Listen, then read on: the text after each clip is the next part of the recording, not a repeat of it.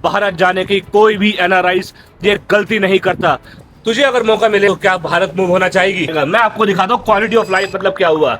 तो बॉस बोलता है कि इतना जल्दी घर क्यों जा रहे हो? दिल्ली कब गई थी 10 सालों में मुझे पता ही नहीं है भाई। और इसी वजह से हम भारतीय लोग भारत में आने से घबराते हैं। ऑटो वाले ने सिर्फ ये पूछा, उसको मराठी बोलनी नहीं आती, उसको थप्पड़ मार दिया। आप मर्सिडीज गाड़ी, बीएमडब्ल्यू गाड़ी, जोन सी भी गाड़ी आप ड्रीम कर सकते हैं, आप वो ले सकते हैं। आप बड़े से बड़ा घर ले सकते हैं।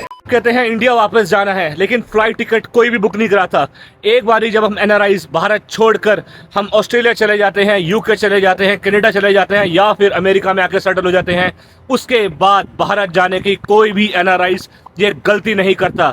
हम हर रोज सोचते तो हैं कि आज हम टिकट बुक कराते हैं और अपने देश भारत वापस लौट जाते हैं। भले ही हमने 5 करोड़ कमा ली हो, 10 करोड़ कमा ली हो। मैंने 6 ऐसे रीजन रेडी करे हैं कि जिसकी वजह से आज आप हम लोगों को 5 करोड़ दो या 10 करोड़ दो, उसके बावजूद भी हम भारत वापस लौटना नहीं चाहेंगे। मैं हूं देसी डैड इन अमेरिका, और अगर आपका सपना है भारत छोड़ के अमेरिका आने का, तो ये ब्लॉग आपके लिए बहुत ज़्यादा काम को होने वाला है। और या फिर अगर आप एनआरआई हैं तो आप लोगों को भी पता होगा कि हम भारत वापस मूव क्यों नहीं होना चाहते। चलिए ब्लॉग की शुरुआत करते हैं। मेरे साथ ज्वाइन करेगी आज माही। मैं उससे भी बात करूंगा और उससे भी पूछूंगा कि उसको क्या लगता है कि हाँ भी वो भारत वापस मूव क्यों नहीं होना चाहती, और या फिर अगर उसको मौका मिले अमेरिका से भारत वापस मूव होने का तो क्या वो भारत मूव होना चाहेगी।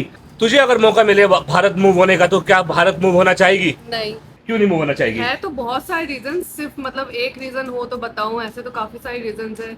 उसमें से अभी मैं काम पे हूँ तो सबसे बड़ा रीजन तो वर्क कल्चर और एथिक्स के ऊपर ही भी है ना, कि यहाँ पे जैसे कि अगर 5 बजे तक अगर काम का अगर जॉब ड्यूटी है तो 5 बजे तक ही है, उससे ज़्यादा नहीं है। तो इंडिया में तो 5 बजे क्या रात निकल जाती है, कोई वीकेंड भी नहीं है। वीकेंड में भी सर अर्जेंट है, थोड़ा मेरा काम ये कर दीजिए प्लीज, अर्जेंट है, सैटरडे संडे सब निकल जाता है। हाँ। वहां पर अगर तुम 9 से 5 नौकरी करो और 5 बजे के बाद तुम रुकते हो, 6-7 बजे तो रुकते हो, ऐसा लगता है, बॉस बोलता है कि इतना जल्दी घर क्यों जा रहे हो, अभी और काम करके जाओ। अरे क्यों करके जाए, 5 बजे तक का अगर काम का अगर टाइमिंग है तो 5 बजे तक ही करेंगे ना। सही है। तो यानी अगर आप यहाँ पर 5 बजे के बाद एक्स्ट्रा रुकते हो तो आपको क्या बेनिफिट मिलता है? तो वो एक्स्ट्रा आवर्स के पैसे मिलते हैं। बिल्कुल सही। तो सबसे बड़ा रीजन आ जाता है वर्क कल्चर के साथ, यानी सैलरी। आप अगर देखिए तो अमेरिका के अंदर जो अगर आप डॉक्टर हो, इंजीनियर हो, लॉयर हो, प्लम्बर हो, ड्राइवर हो, या कोई भी छोटा काम करने वाले हो, तो यहां पर आपको पैसे मिलते हैं इंडिया के मुकाबले 5 से 10 गुना। वर्क कल्चर तो है ही, लेकिन यहां पर आपको 10 गुना ज्यादा पैसे मिलते हैं इंडिया के मुकाबले। जाहिर सी बात है, खर्चा भी वैसे ही है, एक्सपेंस भी वैसे ही है। उसके लिए आप जाके मेरा ये पुराना वाला ब्लॉग देखिए, आपको पैसे 10 गुना ज्यादा भी मिलते हैं। दूसरा सबसे बड़ा रीजन क्वालिटी ऑफ लाइफ। आप लोगों को ऐसे समझ नहीं आएगा, मैं आपको दिखाता हूं क्वालिटी ऑफ लाइफ मतलब क्या हुआ। ये है क्वालिटी ऑफ लाइफ। आप मेरे पीछे अगर आप देखोगे, air quality, oh my God. आप अपने घर से बाहर निकले, क्या दिखता है आपको? ये है क्वालिटी ऑफ लाइफ। कोई हॉर्न नहीं, कोई हॉर्न की आवाज नहीं, ना आपको यहाँ पर ऊपर फालतू तारे लटकी हुई दिख रही हैं। अगर लोगों ने अपनी पार्किंग गाड़ियां लगाई हुई हैं तो सब पार्किंग स्पॉट पे लगाई, कोई फालतू कूड़ा वूड़ा निकला हुआ नहीं दिख रहा। ये होती है क्वालिटी ऑफ लाइफ। आप अपने घर से बाहर निकलिए, ना यहाँ पर गाय है, ना बंदर है, ना कूड़ा है, ना यहाँ का AQI 20-25 या मैक्सिमम 30 होता है। 24/7 लाइट, इलेक्ट्रिसिटी, पानी होना इंडिया में एक लग्जरी है। वहाँ पे सोसाइटी पे आपको मिल जाएगा 24/7 इलेक्ट्रिसिटी और नहीं, यहाँ तो बिजली कब गई थी 10 सालों में मुझे पता ही नहीं है भाई। मतलब यहाँ पे छोटे छोटे घरों पे भी अगर एक बार गलती से अगर लोड शेडिंग हो गई ना, तो कॉल करके तुरंत आपको मिल जाएगा जवाब, या आपके पास मैसेज आ जाएगा कि भाई अभी लोड शेडिंग होने वाली। आप बताइए मुझे कमेंट करके, आप अभी बताइए कि इंडिया में आपकी लाइट कब जाती है। यहाँ तो हमें पता ही नहीं है। जो भी अमेरिका से देख रहा हो या यूके से, ऑस्ट्रेलिया से हमारे ब्लॉग को देख रहा हो, हमें जरा कमेंट करके बताइए कि क्या मैं झूठ बोल रहा हूँ, या फिर इंडिया से देख रहा हूँ, आप लोगों की लाइट लास्ट टाइम कब गई थी, वो भी जरा मुझे कमेंट करके बता दो। तीसरा रीजन सोसाइटी का प्रेशर। मतलब तू लड़की है, तेरी जात पात कलर, लड़की की शादी क्यों नहीं हुई, शादी हो गई तो बच्चे क्यों नहीं हुए, बच्चे हो गए तो फिर अगर सोचो डिवोर्स हो जाता है तो डिवोर्स टैगलाइन हो गया वहाँ पे। तो मतलब कितना ज्यादा रोक टोक, अगर प्रेग्नेंट है तो ये खा ले वो खा ले, मतलब लोगों की इंटरफेरेंस बहुत ज्यादा है। यहाँ पे माइंड योर ओन बिजनेस वाला कल्चर है भाई, कि तुम अपने हिसाब से जियो और हमें अपने हिसाब से जीने दो। इंडिया के अंदर लोगों की दखल अंदाजी बहुत ज्यादा है।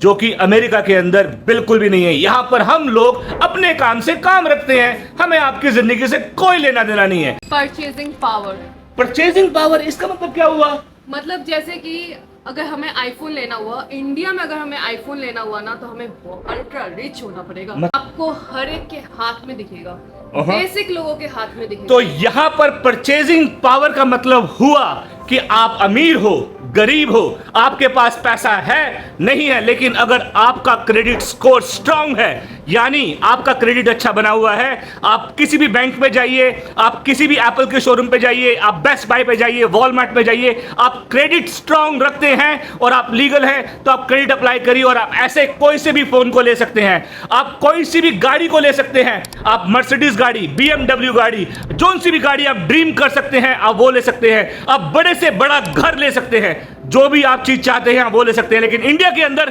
सिर्फ और सिर्फ आप सपना देख सकते हैं।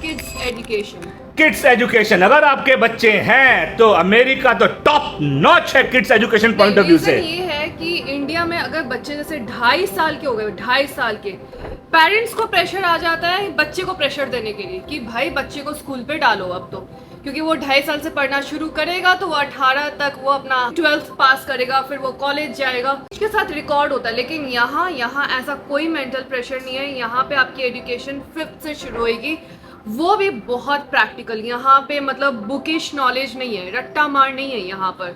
लेकिन सबसे बड़ी चीज जो मैंने नोटिस करी है इंडिया के अंदर, अगर आपको किसी अच्छे स्कूल में एडमिशन करवाना है ना मेरे दोस्त, तो पता क्या होता है? सबसे पहले वहां पे चलती है आपकी रिश्वत।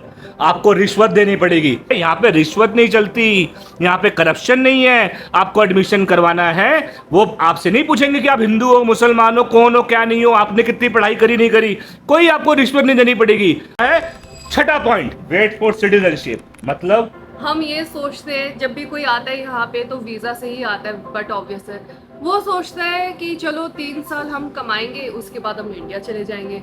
वो वीज़ा एक्सटेंड करते हैं 2 साल के लिए और फिर सोचते हैं कि हम वापस चले जाएंगे। फिर वो ग्रीन कार्ड अप्लाई करते हैं, बोले ग्रीन कार्ड मिल जाएगा तो हम इंडिया वापस चले जाएंगे, तो भी नहीं जाते। ग्रीन कार्ड के बाद वो सिटीजनशिप अप्लाई कर देते हैं, बोले भाई पासपोर्ट आ जाएगा तब हम चले जाएंगे। वो नेवर एंडिंग मोमेंट है, लोग जाते ही नहीं है। इनका कहना यह है कि एक बार जो बंदा अमेरिका आ जाता है उसके बाद वो अपने देश भारत वापस जाने की सोचता ही नहीं है कि समय बीतता है 3 साल, 5 साल, 10 साल।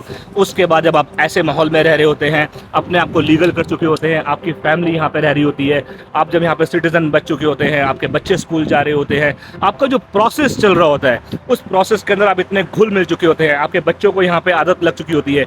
उसके बाद आप लोगों के लिए बहुत हार्ड हो चुका होता है वो डिसीजन लेना कि अब आप वापस जाएं कि यहाँ पे रहें। खैर, ये कहना तो आसान है कि चलिए आज सारा बैकअप करिए, आपके पास पैसा है, आपके पास 5 करोड़ है, 10 करोड़ है, बिजनेस है, गाड़ी है, घर है, जो आप सपना लेके भारत छोड़ के निकले थे, आज आपके सारे सपने पूरे हो चुके हैं और अपने देश भारत वापस चले जाइए। आप मुझे कमेंट करके जरूर बताइएगा कि क्या मैंने एक भी चीज गलत बोली, क्या मैंने एक भी चीज झूठ बोली, क्या हमारा भारत देश आज बिना करप्शन के रह रहा है, क्या हमारा भारत देश आज ऐसी एजुकेशन प्रोवाइड कर रहा है। आप जरूर बोलेंगे कि हाँ भाई याहू, गूगल या सारी बड़े बड़े डॉक्टर्स सारे इंडिया से आते हैं, लेकिन वो इंडिया से अमेरिका ही क्यों आते हैं? वो यहाँ पर ही अपनी कंपनी क्यों बिल्ड करते हैं? वो यहाँ पर ही सब कुछ बेस क्यों बनाते हैं? क्यों? क्योंकि इंडिया में तरक्की नहीं हो रही है, इंडिया में वहाँ पे पैसा ऐसा नहीं मिलता है। कैसा फील होता है मुझे कमेंट करके बताना ना भूलिए। चलिए मिलते हैं अगले ब्लॉग में। मैं हूँ देसी डैडी इन अमेरिका। ये थोड़ा सा अनकट रह गया, थोड़ा सा डिफरेंट ब्लॉग था।